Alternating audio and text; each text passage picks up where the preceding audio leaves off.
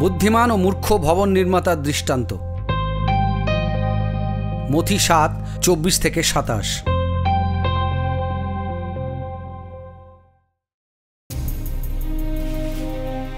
তাই বলি, যে কেউ আমার কথা শোনে ও তা পালন করে, সে সেই বুদ্ধিমান লোকের মতো যে পাথরের ভিতের ওপর তার বাড়ি তৈরি করেছিল।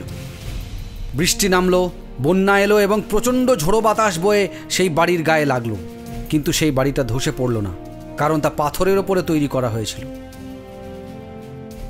আবার যে কেউ আমার এইসব কথা শুনে তা পালন করে না, সে সেই মূর্খ লোকের মতো যে বালির উপরে বাড়ি তৈরি করেছিল। বৃষ্টি নামলো, বন্যা এলো আর ঝোড়ো বাতাস এসে তার বাড়িতে ধাক্কা মারল, তাতে বাড়িটা কি সাংঘাতিকভাবেই না ধসে পড়ল। যিশুর উপদেশ যখন শেষ হলো, জনতা তার এইসব শিক্ষা শুনে হতবুদ্ধি হয়ে গেল, কারণ যিশু সম্পূর্ণ অধিকারের সাথে শিক্ষা দিচ্ছিলেন, ব্যবস্থার শিক্ষকের মতো নয়।